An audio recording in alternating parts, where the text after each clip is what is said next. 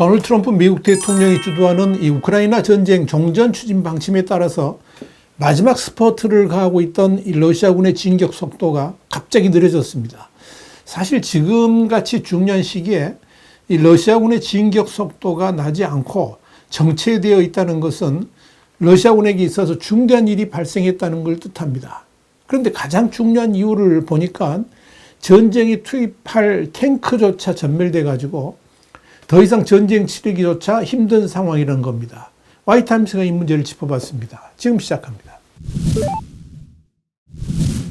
월저널은 현지 시간으로 16일 우크라이나에서 러시아의 진전이 급속히 느려지고 있다면서 러시아군은 종전 협상이 본격화되기 전에 우크라이나 동부의 영토를 추가적으로 더욱 확보하려고 했지만 이런 움직임이 좌절되고 있다라고 보도했습니다. 최전선을 감시한 우크라이나 단체인 딥스테이트의 데이터에 따르면 2025년 첫 달에 러시아는 맨하탄 크기 그러니까 87제곱킬로미터인데 서울의 강남구 서초구 정도를 합친 걸 말합니다. 이 지역을 점령하는데 평균 6일이 걸렸습니다.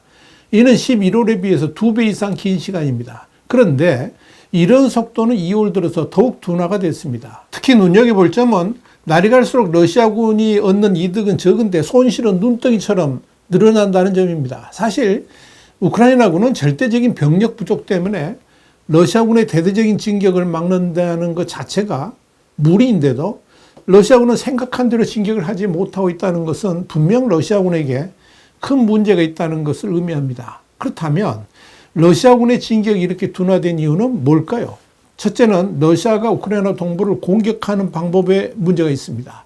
러시아군의 가장 큰 강점은 병력이 우크라이나군에 비해서 월등하다는 겁니다. 그래서 사실상 인해 전술 방식으로 우크라이나 지역을 밀어붙이는 전략을 택해왔습니다. 당연히 러시아군이 보유한 무기 또한 우크라이나군에 비해서 절대적 우위를 보였기 때문에 그동안 강력한 공중폭탄과 포격으로 길을 뚫은 후에 우크라이나군의 반격으로 심각한 인명 손실에도 불구하고 진격로를 개척할 수 있었습니다. 여기에 대응하는 우크라이나군은 보병 숫자가 절대적으로 부족하다 보니까 전진하는 러시아군 병사들을 막기 위해서 폭발성 드론을 주로 사용해 왔습니다. 이 때문에 러시아군의 사상자 수는 지난해 하반기에 급증하기 시작을 한 겁니다. 그 말은 러시아군이 진격해서 얻은 땅에 비례해 가지고 러시아군의 사상자 숫자도 그만큼 급증했다라고 보면 됩니다. 월저널은 지금도 러시아군은 조금씩 전진하고 있다면서 그들은 전쟁 전 인구가 약 2만 명이었던 작은 도시인 쿠라호베와 셀도베를 점령하고 동쪽의 주요 목표인 포크롭스크시의 남쪽과 서쪽을 휩쓸었다라고 짚었습니다. 월저널은 또 러시아군은 차시브야르의 고지대와 같은 다른 도시를 압박하고 있으며 우크라이나가 점령한 쿠르스크 지역에 지난해 여름부터 북한의 돌격 부대를 투입해서 영토를 되찾기 위해 싸우고 있다고 설명했습니다.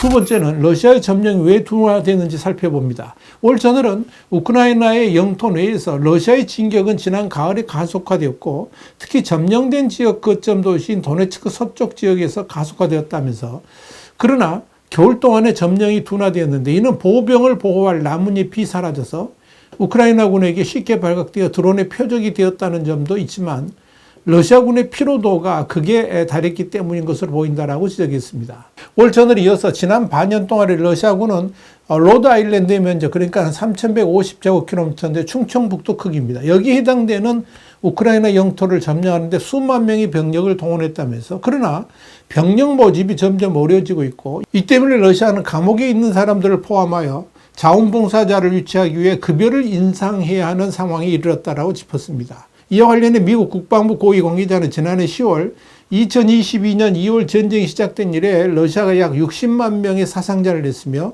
전진 속도가 빨라짐에 따라 사상자가 급증하고 있다 이렇게 말했고 우크라이나 최고사령관인 알렉산드르 시르스케이 장군은 러시아가 지난해 전쟁 첫 2년 동안에 사상자 수와 비슷한 수의 사상자를 냈다 이렇게 말했습니다. 그런데 눈여겨볼 점은 러시아의 가장 큰 진격이 우크라이나의 동부 도시 포크롭스크 남쪽에서 이루어졌다는 점입니다.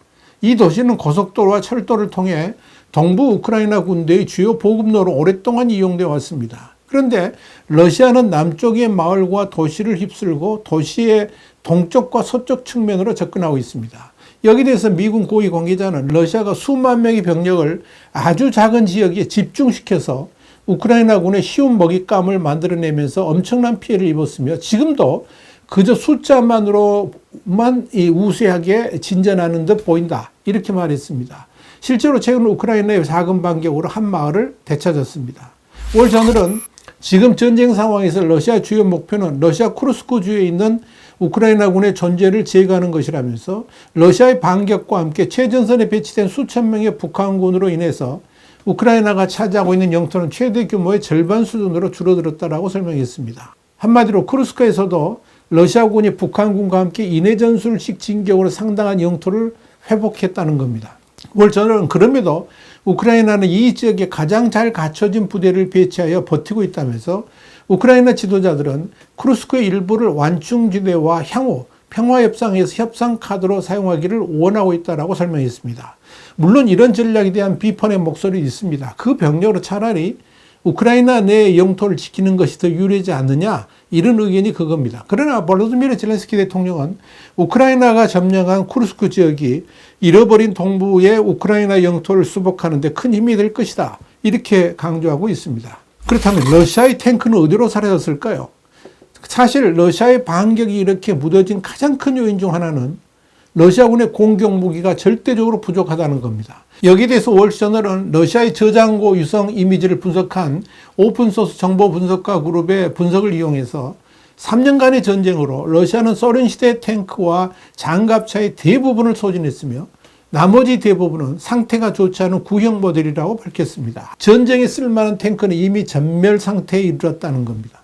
월스저널에 이어서 러시아군의 이 엄청난 손실은 러시아의 진격에 따른 비용과 그 비용을 유지하는 것이 얼마나 어려운지 보여준다면서 장갑차의 재고가 줄어들자 러시아는 민간 차량과 오토바이를 공격에 사용했지만 대부분은 무방비 상태의 보병에 의존하고 있으며 이로 인해 많은 사상자가 발생했다라고 짚었습니다. 예전에는 진격을 할 때 탱크가 앞장서고 그래서 길을 열었죠. 그리고 그 뒤를 보병이 따라갔는데 지금은 탱크 자체가 없다 보니까 그저 무방비 보병들만 진격을 하게 되었고 이런 전략으로 인해서 인명피해가 급증할 수밖에 없었다는 겁니다. 여기에 대해서 워싱턴에 본부를 둔 팅크탱크인 전쟁연구소 ISW의 애널리스트인 조지 바로스는 러시아는 현재 전장이 필요한 탱크의 양을 공급해주지 못하고 있다면서 다만 러시아의 파트너국들 특히 북한이 자체 비축물자에서 장갑차를 제공한다면 최악의 상황은 모면할 수 있을 것이다. 이렇게 내다봤습니다. 그만큼 상황이 열악하다는 의미입니다. 한편 트럼프 2개 군 전략은 우크라이나 전쟁을 조계종시키고 대중국 전략에 집중할 것으로 보입니다. 이와 관련해서 피터 헤그세스 국방장관은 지난 10일 벨기에 브뤼셀 나토 본부에서 열린 우크라이나 동맹국 회의에서 우리는 미국 본토와 인도태평양 지역의 핵심 이익을 위협할 의도와 능력을 갖춘 중국이라는 경쟁자에 직면해 있다면서 자원이 부족한 점을 감안해서 태평양 지역에서 전쟁이 일어나지 않도록 중국을 억제하는 것을 최우선 과제로 할 것이다. 이렇게 언급했습니다. 근데 중국이 대만 침공을 꿈꿀 수 없도록 압도적인 전력을 구축하겠다. 이런 뜻으로 해석이 됩니다.